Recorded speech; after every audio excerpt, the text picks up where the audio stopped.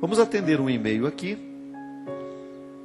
Águas de Santa Bárbara, a pessoa que escreve é a Penha. Padre Fábio, sua bênção. Gostaria de um esclarecimento em relação a essa passagem da Bíblia.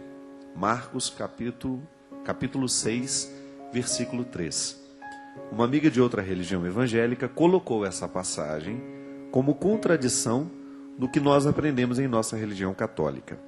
Ela disse que os católicos não estudam a Bíblia corretamente. Explicou que nesta palavra cita Jesus e seus irmãos, e que Maria teve outros filhos. Ainda me mostrou outra passagem, João capítulo 7, versículo 3 a 5, e também o versículo 10. Peço gentileza que me esclareça essas passagens, porque da forma que os evangélicos explicam, eu fico muito confusa. Maria teve ou não teve outros filhos? Gosto muito do programa de Direção Espiritual, e que o senhor poderia muito me esclarecer essa questão. Muito obrigado, Penha. Penha, a gente aqui agradece pela sua participação, pela sua questão, que é realmente muito pertinente.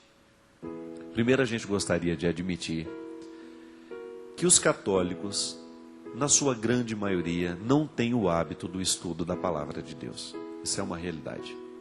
Nós não podemos fugir desta realidade. A gente sabe que com a renovação carismática houve um crescimento muito grande no interesse dos católicos pela leitura da Sagrada Escritura. E a gente sabe que os evangélicos gostam de ler a palavra de Deus, gostam de conhecer. E eles gostam de fazer cursos, eles gostam de estudar, de mergulhar no conhecimento da palavra. Mas nós também podemos viver isso. Muitas paróquias, procure na sua paróquia se não existe um curso bíblico sendo oferecido para que você tenha condições de ter um bom conhecimento da Sagrada Escritura. Neste caso, os exegetas dão uma explicação que resolve esse equívoco. Realmente, quando você pega essa passagem de Marcos, lá está dizendo: estão ali fora Maria e os seus irmãos, dizendo para Jesus, eles estão procurando por você. No momento que você escuta isso, dá a entender que realmente Maria estava com outros filhos, irmãos de Jesus. Eu particularmente tive uma explicação que considero muito válida e realmente tem uma confirmação. Depois, quando fui tendo a oportunidade de estudar exegese, os professores que eu tive a graça de ter ao longo da minha vida, doutores em Sagrada Escritura, que estudaram inclusive em Israel, nas línguas originais em que foram escritos esses textos, há uma explicação que diz o seguinte: na língua em que foi escrita o Evangelho, essa língua é muito rica em verbos e pobre em substantivos. De maneira que o substantivo irmãos quer dizer todos os parentescos que hoje nós temos como compreensão. Primos primeiro, primo segundo, primo terceiro, como hoje a gente usa. Então a expressão irmãos, ela era usada para dizer todo o parentesco próximo. De maneira que nós não precisamos entender que estes irmãos, segundo o Evangelho, que está dizendo que seja irmão de sangue, mas parentes próximos de Jesus que estavam acompanhando Maria. Veja bem,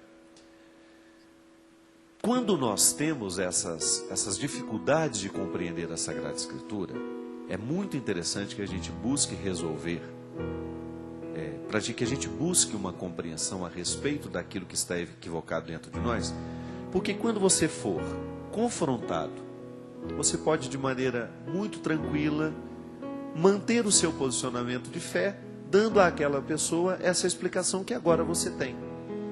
Mas nunca use a Sagrada Escritura, ou até mesmo o conhecimento que você conseguiu ter sobre ela, como uma arma de ataque. Você sabe muito bem, eu tenho uma postura muito respeitosa com todas as outras religiões, porque eu considero que Deus está agindo em todos os lugares. Deus hoje está neste momento tentando se revelar a todos os corações, a todas as culturas. E eu continuo acreditando que quando nós dizemos que a revelação terminou com a morte do último apóstolo, nós não podemos entender que este terminar está dizendo que agora não acontece mais. Não. Terminou porque tudo foi dado a ele, mas agora, no momento da história em que eu estou situado, eu ainda estou no esforço de compreender o que a eles foi revelado. Essa é a riqueza da revelação, que embora já esteja terminada, nunca está finalizada dentro de nós, porque nós ainda estamos avançando na compreensão das Escrituras, da tradição e de tudo aquilo que nos foi deixado como riqueza teológica, como o próprio conhecimento da Sagrada Escritura está hoje em processo de avanço. É assim que nós entendemos a ação do Espírito na igreja.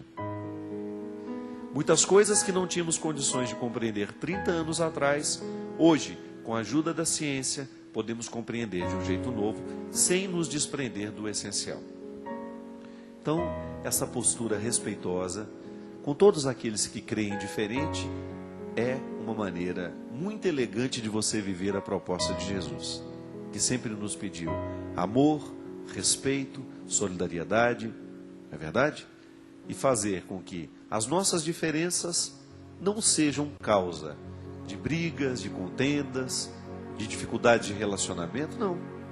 Eu posso estar firme na minha fé, compreendendo muito diferente dele, mas ao mesmo tempo ser amigo dele, respeitá-lo, admirá-lo naquilo que ele me propõe, como a própria vida que ele está vivendo, né?